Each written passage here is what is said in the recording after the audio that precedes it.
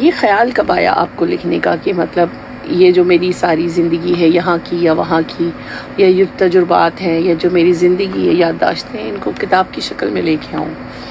دیکھیے لکھتی تو تھی میں، اور جب میں پاکستان میں تھی جب بھی ڈائجسٹوں میگزین میں لکھنے لگی تھی، وہاں جا کے بھی لکھنے لگی تھی. پھر سوشل میڈیا آیا، وہ ایک بہت بڑا چینج تھا، اور ایک اتنا کہنا چاہیے کہ ایڈوانٹیج تھا کہ آپ فوری طور پہ کچھ لکھ رہے ہیں اور آپ کو فیڈ بیک بھی مل رہا ہے. تو وہاں پہ جب میں نے لکھنا شروع کیا تو مجھے کافی لوگوں کے میسیجز آئے، خاص طور پہ ینگ لڑکیوں کے جو اسی میری طرح سے آئی تھیں وہاں اور ان کو مشکلات کا سامنا تھا، یا پیرنٹنگ سے متعلق جب میں کچھ شیئر کرتی تھی، کیونکہ ہم میں سے ہر کوئی ان تجربات سے گزرتا ہے لیکن ہر کوئی اس کو اس طرح سے شیئر نہیں کر پاتا.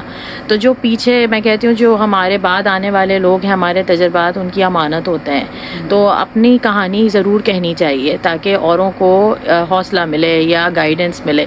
تو جب اس طرح سے ہوا، اور بہت ساری چیزیں ایسی تھیں جو میں سوچتی تھی کہ کوئی مجھے بتاتا جب میں نئی تھی، یا میں ایون اپنے بچوں کی پرورش کے مرحلے سے گزر رہی ہوں، اس وقت مجھے کوئی اس طرح سے بتا سکتا تو بہت اچھا ہو جاتا، شاید میرے لیے فائدہ مند بات ہوتی.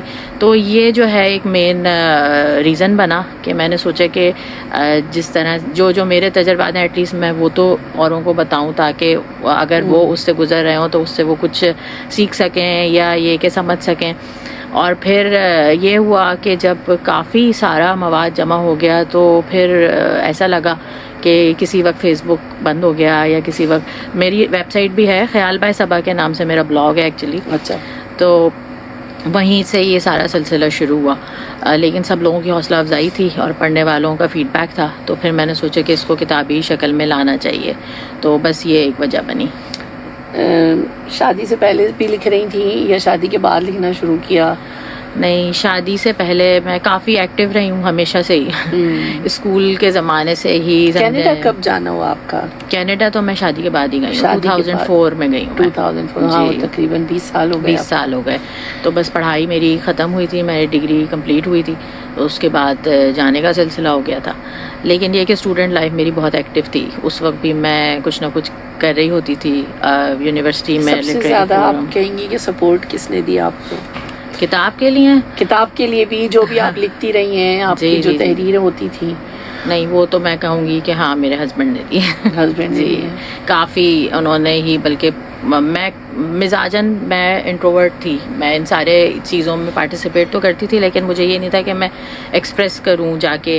لیکن اور پھر ظاہر ہے جب آپ ایک خاتون ہوتے ہیں تو آپ کو پبلک ہونے میں تھوڑی جھجک رہتی ہے، خاص طور پہ ہماری سوسائٹی میں جس طرح سے ہمارا براٹ اپ ہوتا ہے. تو ہم یہی سوچتے ہیں کہ پتہ نہیں ہم جائیں گے سوشل میڈیا پہ کچھ بات کریں گے، پھر کسی کا کامنٹ آ گیا، کسی نے تنگ کیا کوئی، تو اس سے ایک بڑی الجھن سی رہتی تھی. تو اس میں پھر میرے ہسبینڈ کی بہت زیادہ وہ تھی کہ نہیں اس سے کچھ نہیں ہوتا، یہ سب بیکار کی چیزیں ہیں. اور میرے بھائی بھی کیونکہ ان کا تعلق بھی سب کا میرے گھر میں کسی نہ کسی طور کریٹیوٹی سے رہا ہے میرے. جی، میرے بھائی جو ہیں وہ ایڈورٹیزمنٹ میں ہیں کافی سال سے. اب ان کی پہلی مووی ریلیز ہونے والی ہے چکڑ کے نام سے، فیچر فلم. اسی مہینے ریلیز ہو رہی ہے 22 تاریخ کو. اچھا، ہاں میں نے دیکھا اس کا. جی دیکھا ہے آپ نے. تو وہ ایک وہ بھی وجہ ہے آج کل میں یہاں موجود ہوں. تو ان لوگوں نے ہم کہتے ہیں نا کہ کامیاب مرد کے پیچھے ہاتھ ہوتا ہے خاتون کا، لیکن اگر آپ کی فیملی کے مرد آپ کو سپورٹ کریں تو آپ کو بہت حوصلہ ملتا ہے، بہت اعتماد ملتا ہے، اور آپ آپ ونڈرز ہوتے ہیں. پھر ظاہر سی بات ہے ہم جس سوسائٹی میں رہتے ہیں وہاں ایک بڑا رول مردوں کی معاشرہ ہے، مردوں کی سوسائٹی. تو ظاہر سی بات ہے جن لوگوں پہ معاشرہ جو ہے وہ انحصار کرتا ہے، اگر انہی کی سپورٹ آپ کو نہیں ہوگی تو بہت مشکل ہو جاتا ہے. اور گھر کے مردوں کی سپورٹ اگر نہیں ہو تو آپ کچھ بھی نہیں کر سکتے. پہلا ووٹ گھر کا ہوتا ہے. پہلا ووٹ گھر کا ہوتا ہے.